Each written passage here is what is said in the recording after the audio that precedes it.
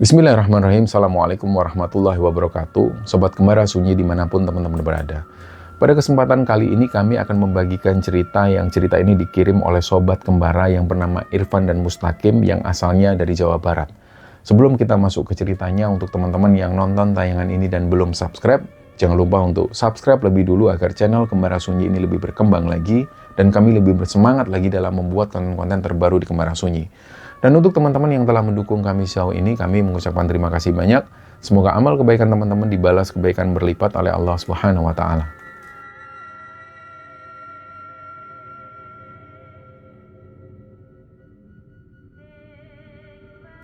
Cerita di episode kali ini teman-teman ceritanya dibagikan oleh Sobat Kembara yang bernama Irfan. Jadi beberapa waktu yang lalu, kami lupa tepatnya kapan, Irfan ini sebenarnya sudah pernah mengirimkan cerita yang berjudul Mbak Wanji. Dan alhamdulillah waktu itu, warga di desanya Irfan ini sangat antusias sekali nonton tayangan dari cerita Mbak Wanji tersebut. Dan kata mereka, semua yang nonton tayangan itu, cerita di YouTube Kembara Sunyi ini dirasa sangat mengena, sehingga banyak warga yang ikut menyaksikan dan ikut mengambil pelajaran dari cerita tersebut. Dan karena antusiasme dari tayangan itu, temannya Irfan semasa SD yang namanya Mustaqim ini akhirnya tertarik.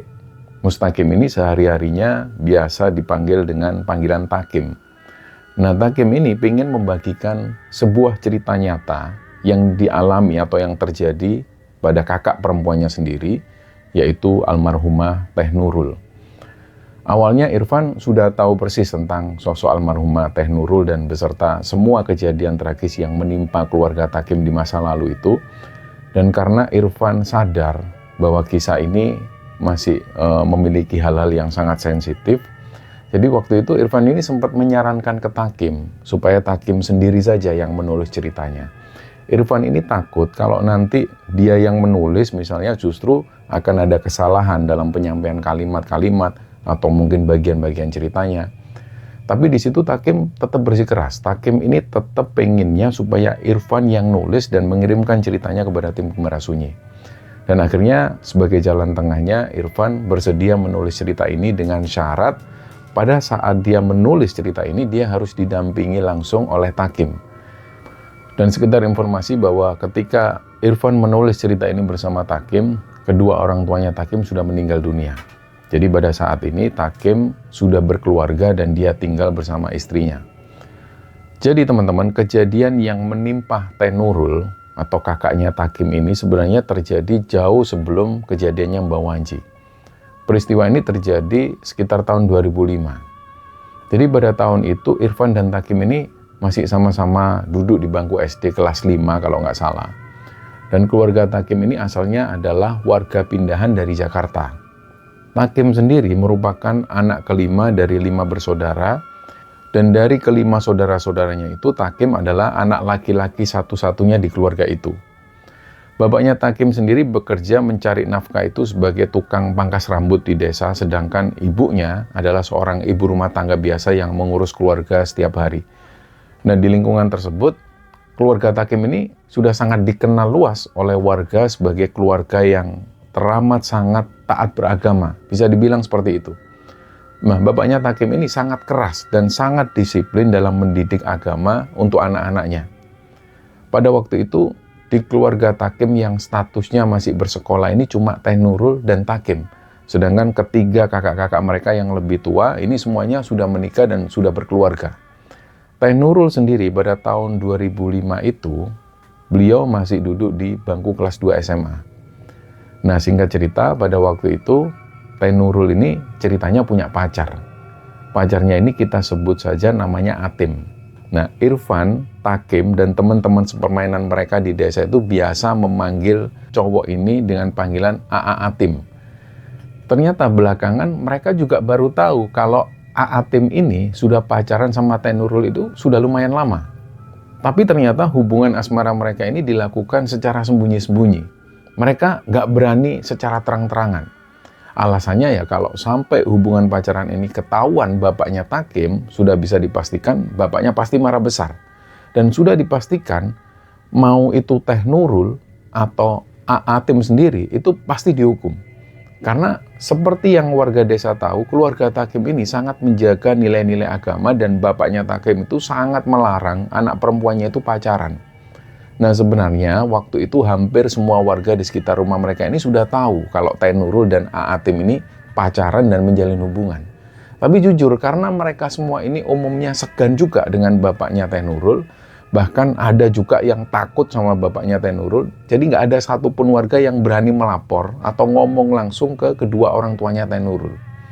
Di rumah, Takim ini sebagai adik kandung tentu juga sudah tahu tentang kebohongan yang disimpan oleh kakaknya ini. Tapi Takim itu seringkali diancam sama Teh Nurul supaya dia nggak membocorkan rahasia ini. Jadi Teh Nurul itu sering ngancam Takim, awas kamu ya Takim, kalau kamu berani lapor ke bapak, Teteh bakal kurung kamu di kamar mandi. Dan kalau kamu nanti punya PR dari sekolah, Teteh nggak akan bantu ngerjain. Pokoknya yang seperti itu ancaman-ancaman Teh Nurul kepada Takim.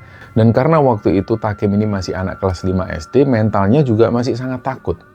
Takim ini benar-benar takut kalau dia harus dikurung sendirian di kamar mandi.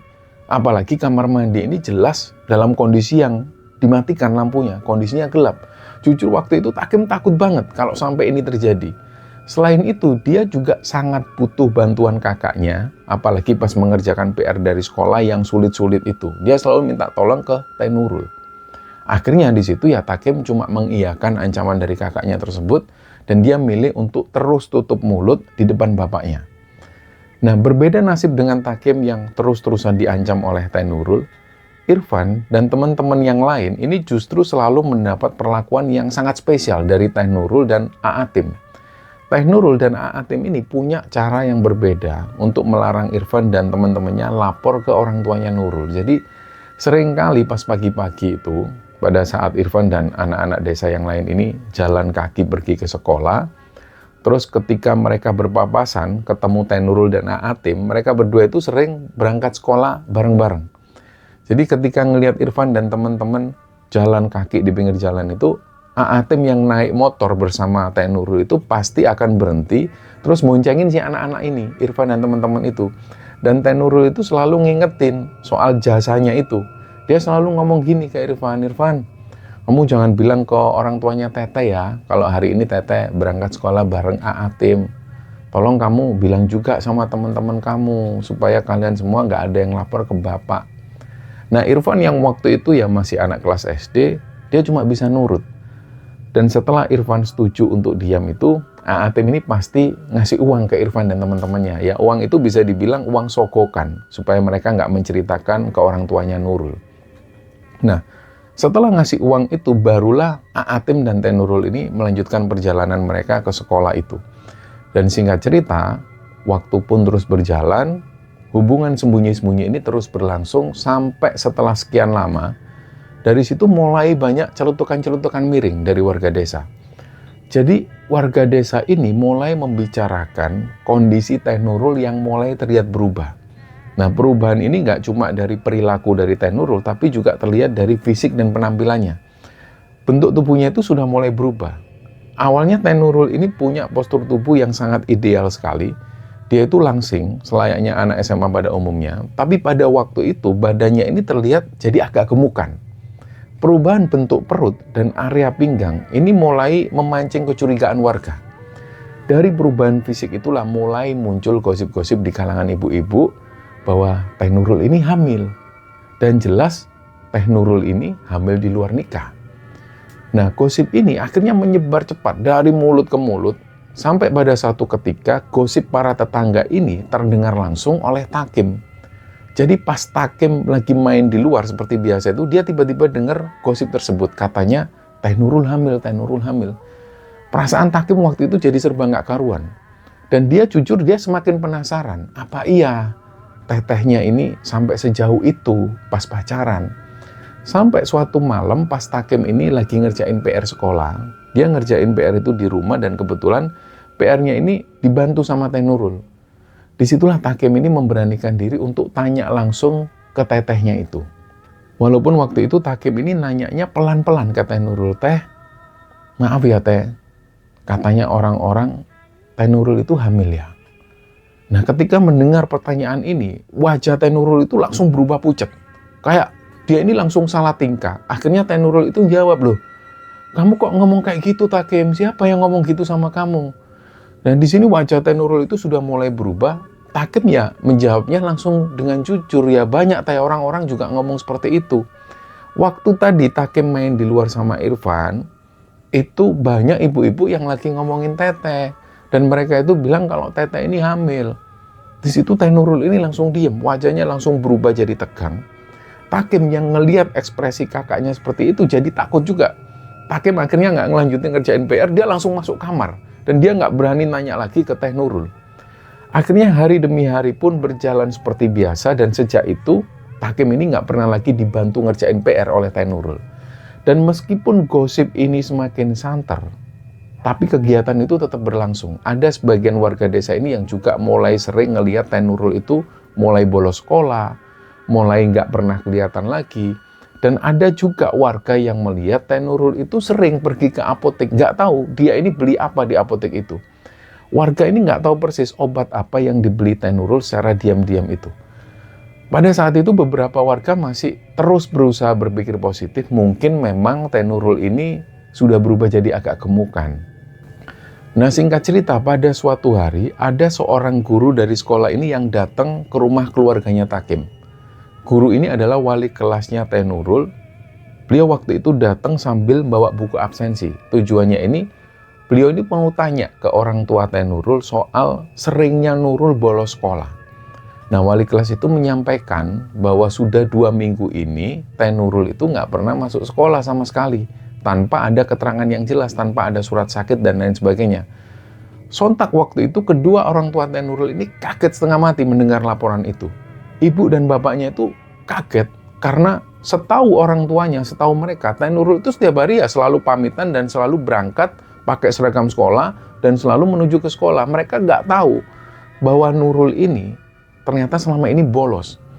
Dan mulai dari titik informasi itulah bapaknya Takim ini langsung marah besar. Dan sebagai sosok bapak yang keras, apalagi dia terkenal taat beragama, dia merasa dibohongi oleh anak perempuannya sendiri. Dan ini merupakan aib yang besar. Pada saat Nurul pulang, bapaknya ini langsung menginterogasi dan ngamuk-ngamuk. Di situ bapaknya nggak bisa menahan emosinya ke Nurul, sampai-sampai bapaknya itu sempat memukuli Nurul sebagai bentuk hukuman. Dan setelah dipukuli itu, bapaknya langsung mengurung Nurul ini di kamar, pintu kamar itu dikunci rapat-rapat dari luar. Nah, suatu ketika, pada saat Nurul ini masih menjalani masa hukuman dikurung di dalam kamarnya itu, kondisi fisik Nurul ini semakin memburuk. Badannya mulai panas, kondisinya sering lemes, dan setiap hari itu Takim selalu mendengar suara Teh Nurul yang minta tolong ke bapaknya supaya dibukakan pintu. Jadi Teh Nurul ini sering mengeluh, perutnya sakit, kepalanya pusing. Dan ketika mendengar Nurul yang seperti itu, yang pertama kali gak tega itu ibunya. Ibunya ini merasa kasihan dan akhirnya terpaksa membukakan pintu kamar. Ketika ngelihat kondisi Nurul yang lemah dan pucat itu, ibunya khawatir dan langsung ngomong ke Nurul, "Teteh sakit ini, ayo ibu antar ke rumah sakit yuk." Waktu itu Nurul menolak.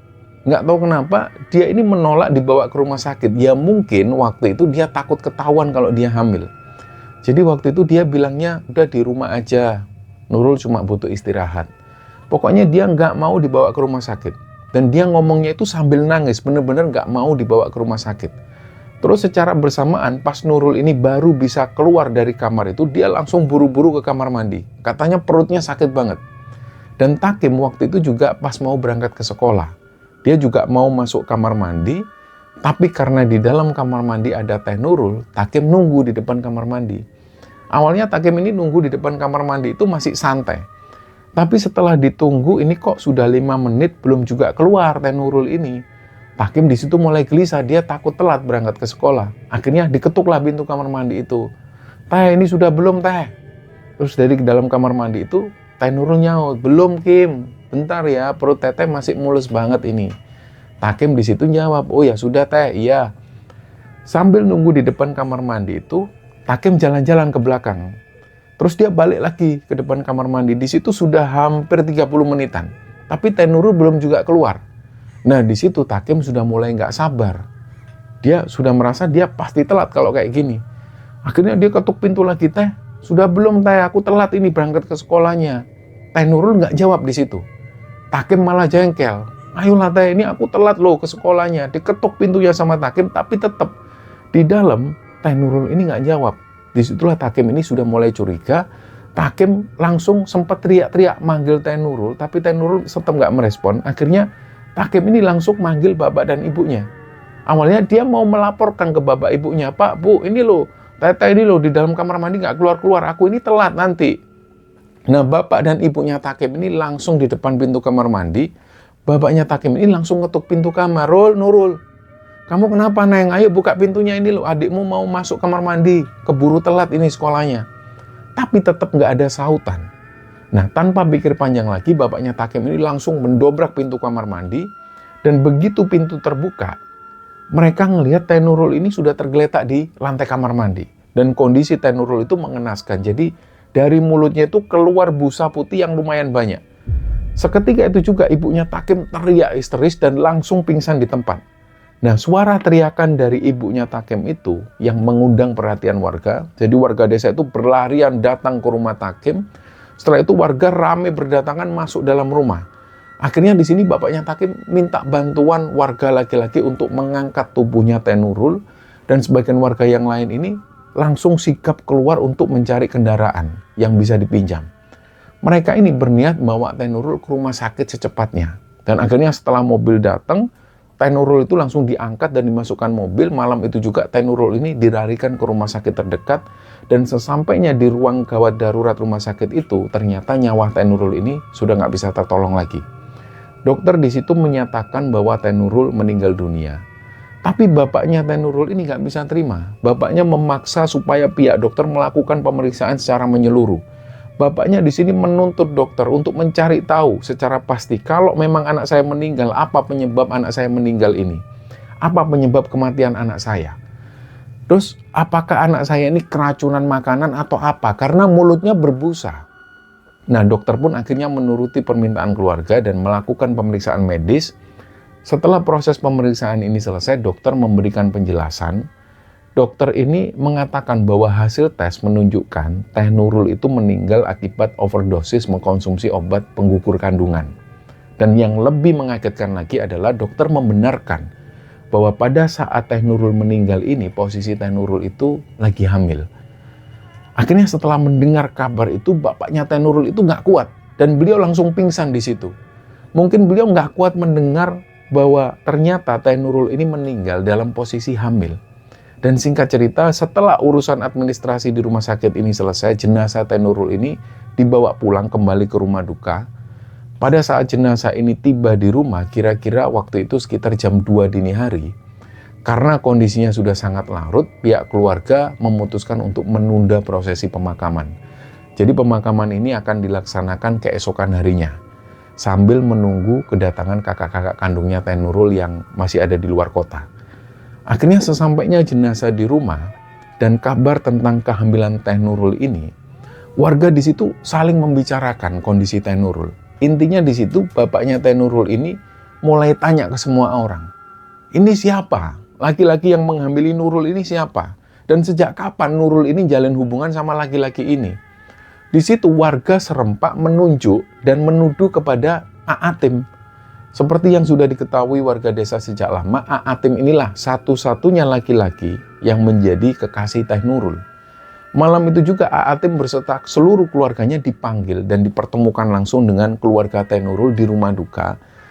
Di awal-awal pertemuan itu suasananya ini sangat memanas. Sempat terjadi keributan karena keluarga Takim, terutama bapaknya itu sangat emosi dan benar-benar gak terima dengan perbuatan Aatim yang sudah menghancurkan masa depannya Teh Nurul. Tapi untungnya, karena banyak tokoh-tokoh masyarakat yang hadir juga di sana, proses mediasi ini pun dilakukan. Beberapa warga desa itu berusaha menenangkan kedua belah pihak. Dan setelah situasinya kembali tenang, mereka mulai membicarakan hal-hal penting, terutama soal solusi apa yang harus diambil untuk menyelesaikan aib ini. Nah, di situ kedua belah pihak ini sama-sama nggak mau saling dirugikan. Dan di situ ada tuntutan moral yang harus diselesaikan untuk menutupi aib keluarga ini.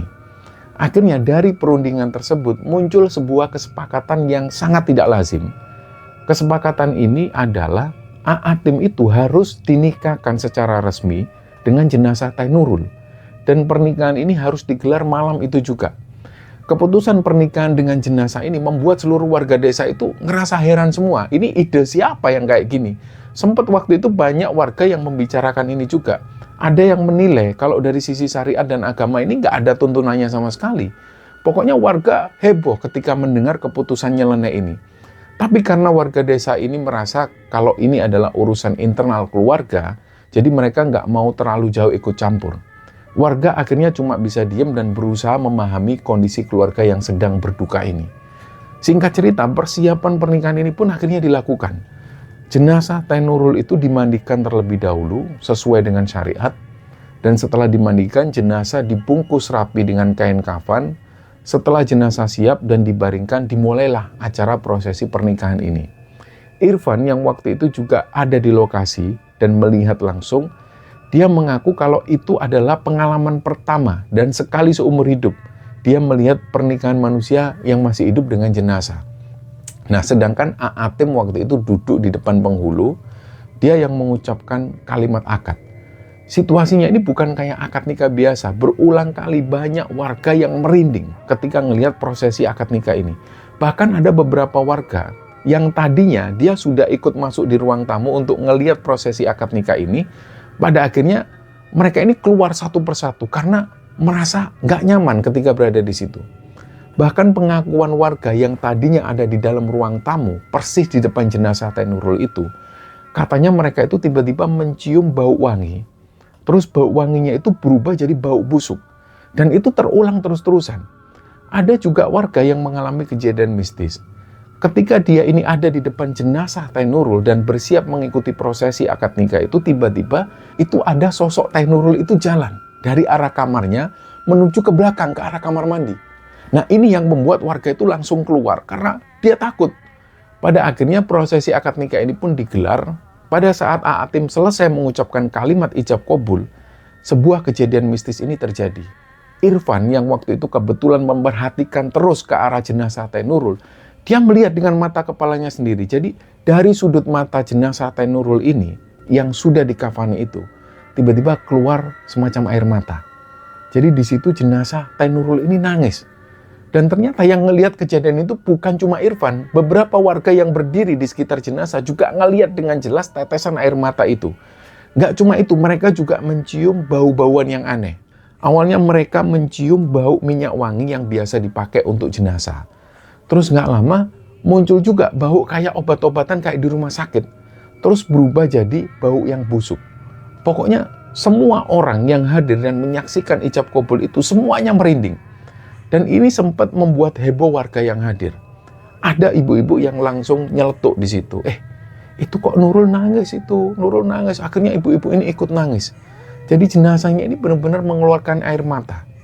Dan keesokan harinya, setelah prosesi pernikahan jenazah itu selesai, dan ketika kakak-kakak kandung Teh Nurul yang ditunggu dari luar kota juga sudah datang semua, pihak keluarga segera menyiapkan prosesi pemakaman.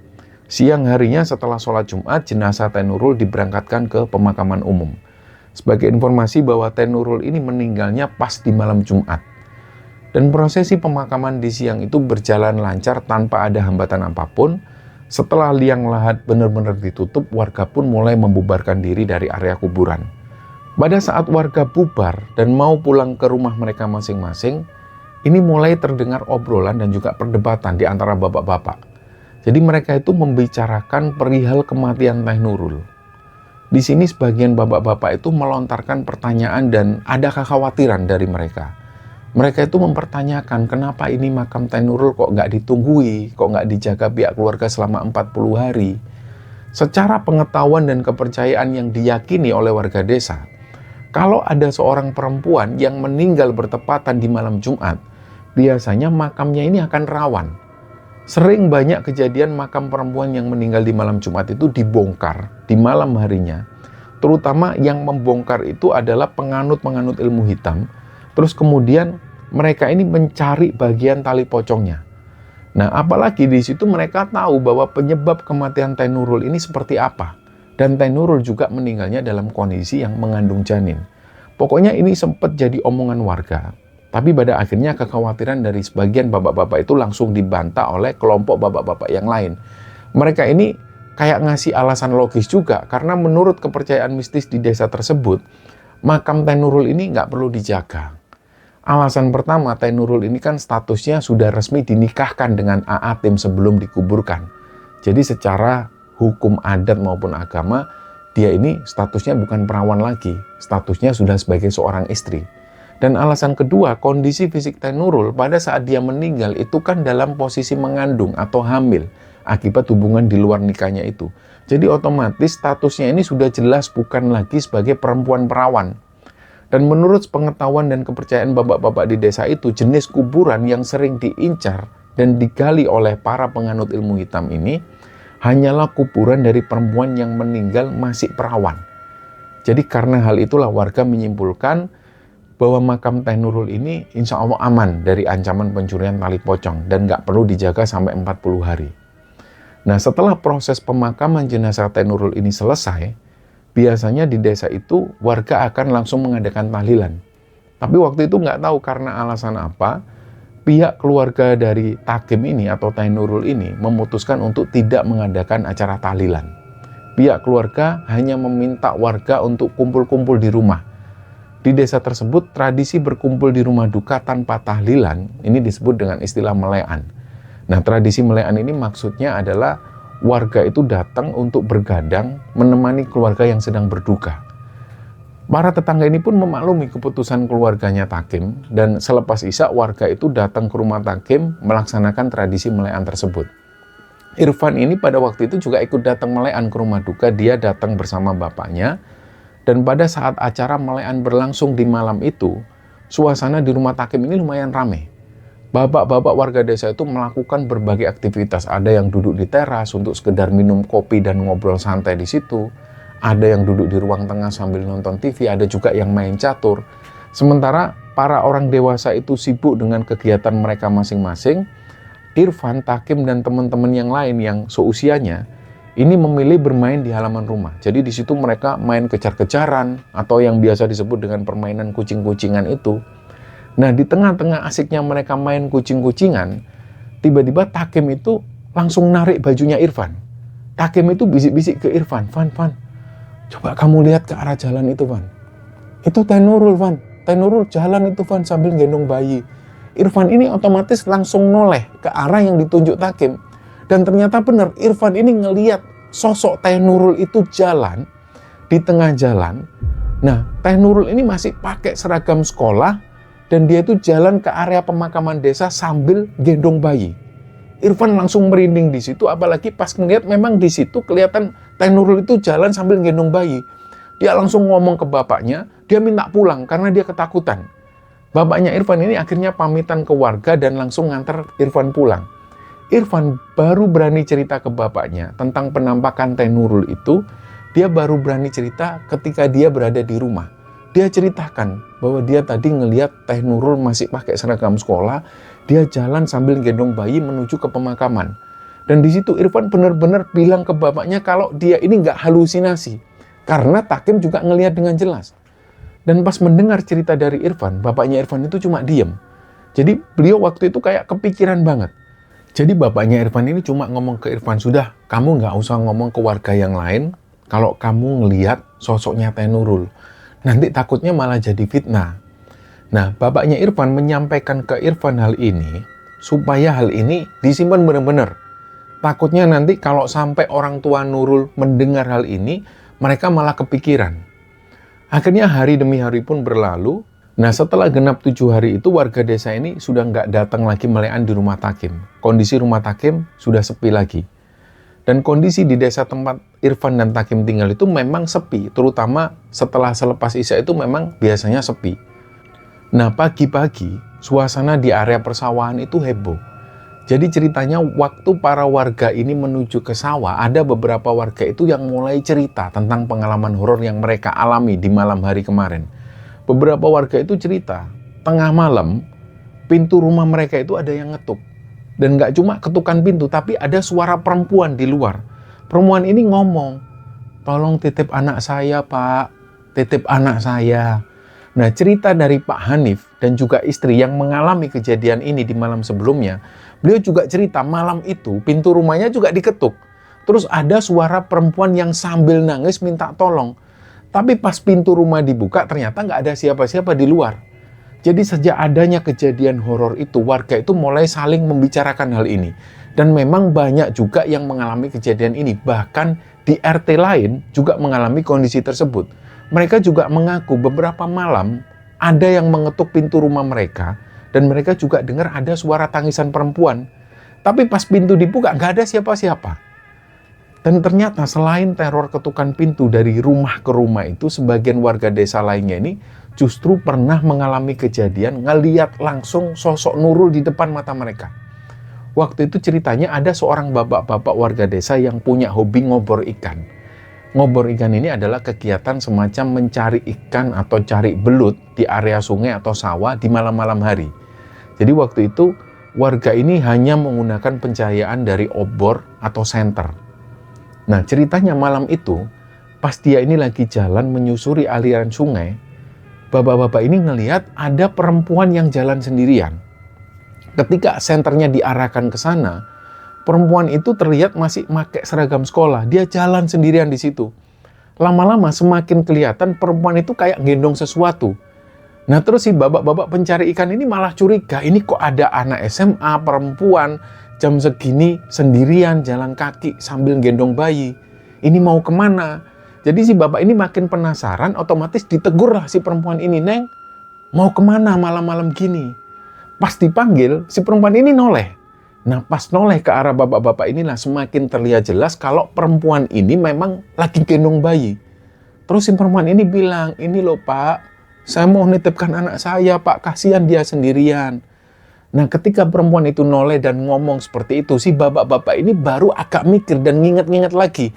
Loh, ini kok kayak perempuan RT sebelah yang kapan hari meninggal itu. Jadi si bapak-bapak ini masih inget-inget terus. Barulah si bapak-bapak ini sadar, innalillahi wa inna ilaihi raji'un. Ini kan Neng Nurul yang kapan hari meninggal. Si bapak ini baru ngeh juga kalau Teh Nurul ini meninggal dalam kondisi hamil. Akhirnya si bapak-bapak ini menghindar. Dia nggak lagi ngikuti sosok Teh Nurul tersebut.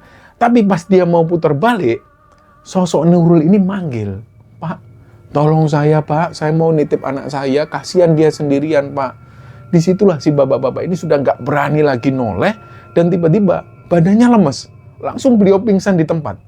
Nggak tahu beliau itu pingsan berapa lama, pokoknya besok paginya, pas ada warga yang mau ke sawah, terus ngelihat beliau pingsan di situ, barulah beliau ini dibangunkan.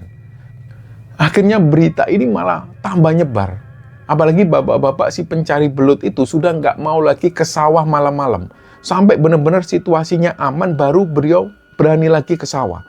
Jadi beliau itu trauma banget. Beliau ini ngomong ke orang-orang, puluhan tahun saya itu mencari belut di sawah. Tapi baru kali ini saya ngelihat penampakan yang seserem itu. Nah, di suatu hari yang lain, ada kejadian serupa yang dialami oleh seorang ibu-ibu namanya Bu Ika. Bu Ika ini profesinya sebagai seorang penjual kue tradisional di desa. Dan sudah menjadi rutinitas bagi Bu Ika, pokoknya setiap jam 3 dini hari atau kurang dari itu, beliau itu sudah keluar rumah, dia pakai sepeda keliling, nyamperin ke rumah-rumah orang yang bikin kue. Jadi beliau ambil kue-kue itu terus dibawa ke pasar, dijual di sana. Nah, aktivitasnya tiap pagi seperti itu.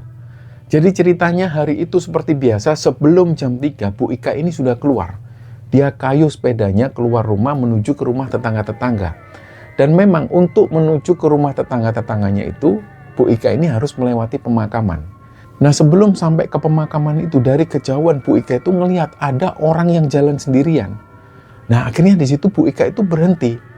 Dilihat dari penampilannya, Bu Ika yakin kalau yang jalan itu adalah Teh Nurul. Nah, sama persis seperti yang dilihat oleh orang-orang, Teh Nurul ini masih pakai seragam dan kondisi seragamnya itu lusuh, kotor. Yang dilihat Bu Ika ini memang seperti itu.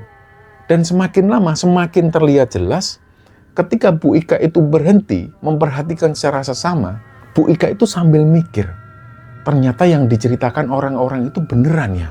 Bu Ika itu kayak nggak nyangka kalau hari itu dia melihat penampakan Teh Nurul ini benar-benar di depan matanya. Dan setelah Bu Ika itu diam beberapa saat, Bu Ika itu nggak berani lanjut jalan. Jadi dia turun dari sepeda, dia lihat terus ke arah Teh Nurul. Bu Ika itu sempat diam di situ lumayan lama. Nggak lama setelah itu Bu Ika memutuskan pulang. Dia nggak berani lagi mengambil kue-kue titipan. Dan sesampainya di rumah, Bu Ika langsung masukkan sepedanya. Dia kunci pintu rapat-rapat. Bu Ika ini mau cepet-cepet masuk kamar dan dia pengen cerita ke suaminya. Nah sebelum Bu Ika ini masuk kamar, dia dengar ada yang ngetuk pintu rumah. Dok, dok, dok. Bu, saya minta tolong, Bu. Bu Ika ini kaget luar biasa. Dia nggak bisa gerak sama sekali. Dan dia dengar ada suara perempuan yang nangis. Dia minta tolong. Dia mau nitip anaknya. Akhirnya Bu Ika nggak bisa lagi. Dia pingsan di situ. Keesokan harinya pas beliau sadar, beliau cerita ke suaminya. Jadi sebenarnya Bu Ika ini pas mau masuk rumah itu sebenarnya sudah ketakutan banget. Dia buru-buru mau cerita ke suaminya. Ternyata belum sempat masuk kamar, dia sudah dengar ada yang ngetuk pintu dan ada suara perempuan nangis sambil minta tolong. Disitulah Bu Ika sudah nggak kuat dan pingsan. Nah singkat cerita, setelah banyak kejadian-kejadian aneh dan cerita-cerita horor dari para warga, yang mereka semua ini mengaku ketemu langsung dengan sosok Teh Nurul, pada akhirnya berita ini pun sampai juga ke bapaknya Takim. Ketika mendengar cerita dari para tetangga itu, bapaknya Takim itu benar-benar merasa terpukul. Sudah sebelumnya ini dia kehilangan anaknya dengan posisi yang seperti itu, anaknya hamil di luar nikah. Ditambah lagi pada saat itu dia mendengar warga yang membicarakan sosok anaknya yang keliling gentayangan. Di situ bapaknya Takim ini merasa benar-benar terpukul. Sebagai orang tua kandung, ketika ada warga desa yang membicarakan anak perempuannya terus-menerus seperti itu, apalagi anaknya ini sudah meninggal dan katanya arwahnya itu dianggap mengganggu, di situ muncul perasaan sedih. Akhirnya setelah merenung dan mendengar keluhan dari warga desa itu, bapaknya Takim mendatangi rumah seorang ustadz. Pak Ustadz ini kebetulan adalah guru ngajinya Irfan dan Takim. Bapaknya Takim di situ menceritakan semua kejadian teror yang menimpa warga dan dia minta solusi atas permasalahan ini. Pak Ustadz di situ cuma meminta kepada bapaknya Takim untuk ngambil baju seragam sekolahnya Teh Nurul. Seragam sekolah ini pun diserahkan, terus seragam sekolah ini dirobek-robek sama Pak Ustadz. Setelah dirobek sampai kecil-kecil, seragam sekolah ini dibakar sampai menyisakan potongan kain yang kecil. Terus kemudian disatukan lagi, dimasukkan ke kantong plastik, dibawa ke pemakaman. Setelah sampai di pemakaman, Pak Ustadz membuka kantong plastik tersebut. Setelah itu Pak Ustadz menaburkan potongan-potongan kain yang sudah dibakar sebagian itu di atas makamnya Teh Nurul. Sambil menaburkan potongan kain itu, Pak Ustadz ini ngomong, Nurul, atau kamu korinnya Nurul, kamu harus tahu Nurul itu anak baik. Anak bayi yang dikandung Nurul pun juga anak baik. Mulai sekarang kamu jangan ganggu warga lagi ya. Ini saya minta tolong kamu benerin seragam sekolah ini sampai benar-benar tersambung dan utuh sampai layak dipakai. Kalau seragam ini belum benar dan belum utuh, jangan coba-coba keliling untuk ganggu warga desa lagi ya. Nah, tindakan yang dilakukan oleh Pak Ustadz ini konon katanya sebuah cara yang sering dilakukan oleh orang tua zaman dulu. Tujuannya ini untuk ngasih tugas yang mustahil untuk diselesaikan oleh sosok tersebut. Dengan ngasih tugas yang nggak mungkin selesai itu, sosok korin tersebut ini akan terus sibuk di area makamnya sendiri dan lupa untuk berkeliaran mengganggu manusia yang masih hidup. Dan alhamdulillah setelah ritual penaburan seragam robek ini dilakukan oleh Pak Ustadz dan atas izin Allah, setelah hari itu suasana desa itu kembali tenang.